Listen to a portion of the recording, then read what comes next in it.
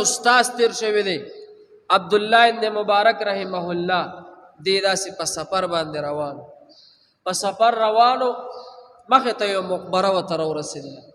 چې مقبره راورسېدله نو په هغه مقبره چې دې څنګه ور داخل شو داسې منځ ته ورسېدو دې یوازې په سفر کې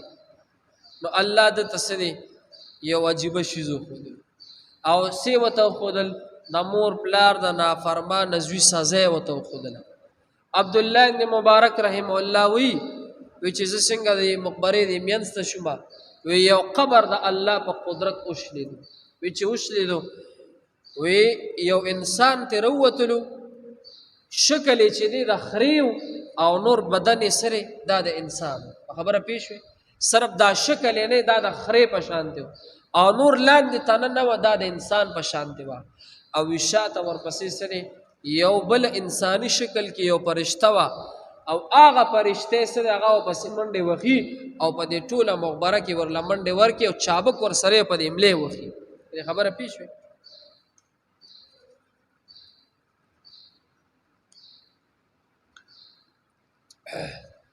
عبد الله بن مبارک رحمه الله وی ما دا منظر ولیدو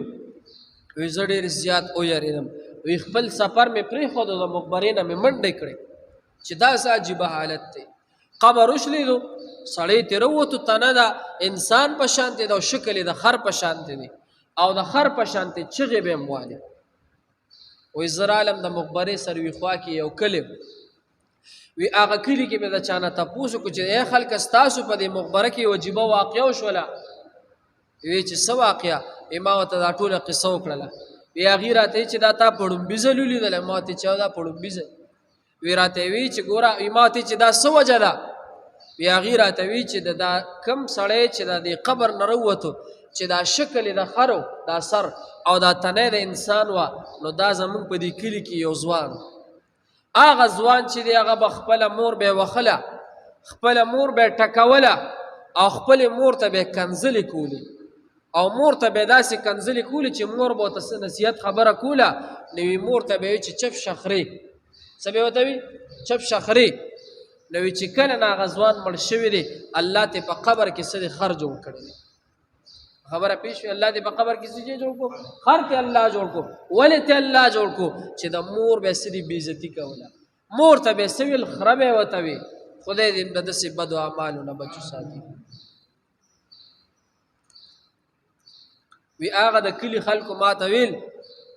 عبد الله بن مبارک رحمه الله وی راته وی چې د کله نم دا ځوان وفات شوی دی او د دې مور هغه ازار او د مور هغه خیري ورته الله سره قبول کړي دي وی دې په دنیا کې دا سزا ده چې په دنیا کې الله پاک دې ټولو خلکو ته دا وښودل چې دا وګوره په قبر کې ته الله پاک څه شی جوړ کړي خر ته الله جوړ کړي نو چې دا چا مور پلار ژوندي دي قدر یې کوي